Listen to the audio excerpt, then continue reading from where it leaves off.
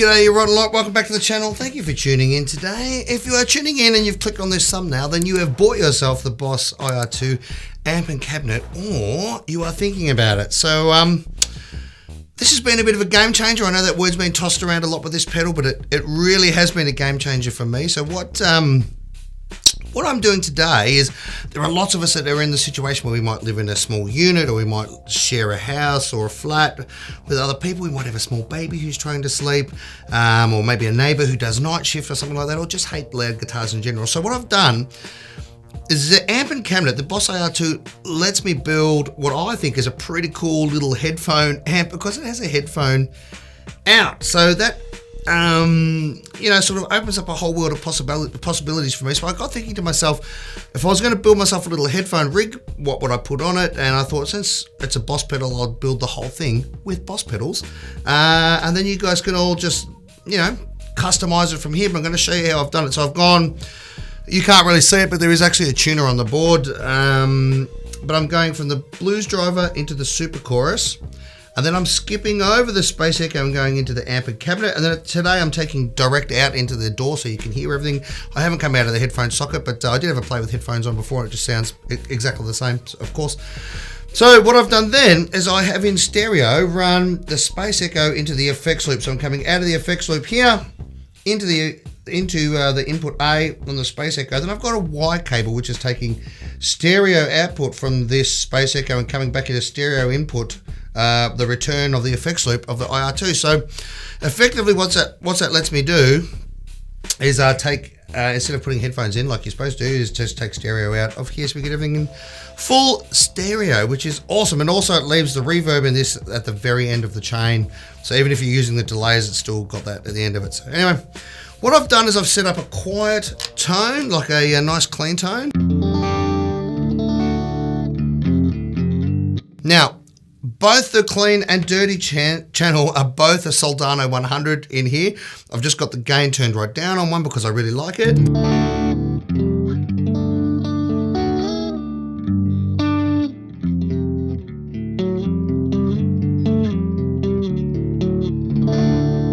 But it does get a little bit bitey if you dig in.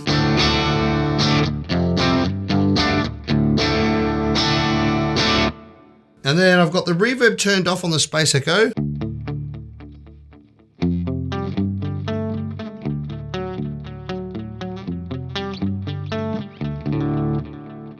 Then just, for a bit of swirly stuff, I've got the super chorus in here as well.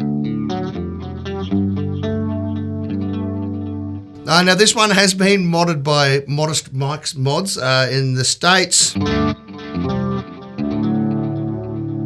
And it gives me the ability to run it in vibrato mode or in chorus mode. So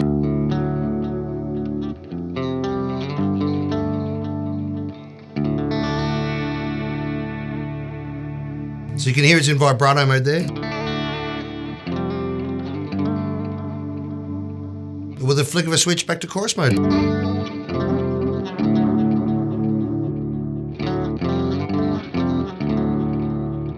Then on top of that, I've put a blues driver in front of it.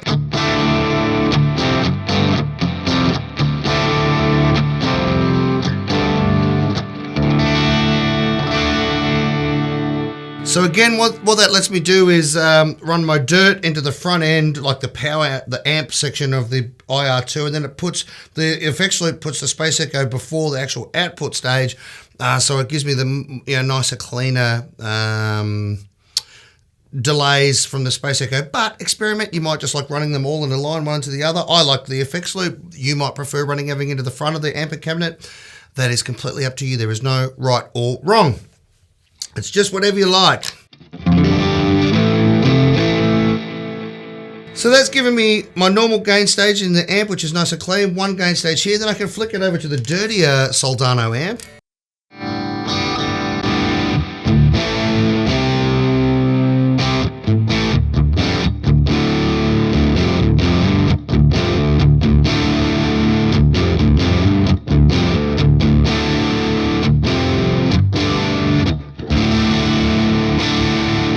And then, of course, I can also punch the blues driver into that to give me a fourth gain stage.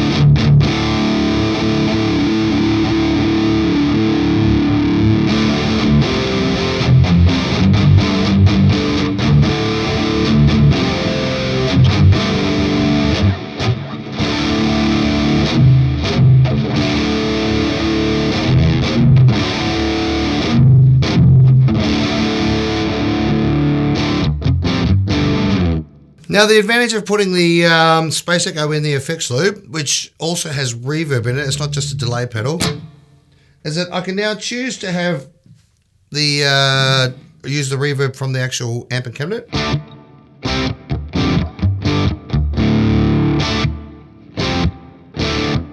Or I can actually just choose to use the reverb from the Space Echo.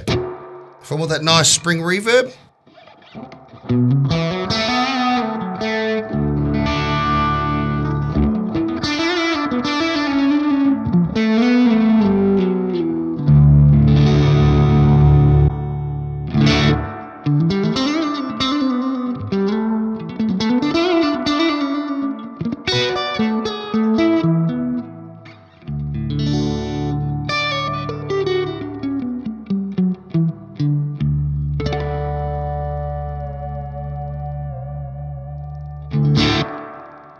Which is a pretty nice option to have. I normally sort of leave that off and just use the echoes.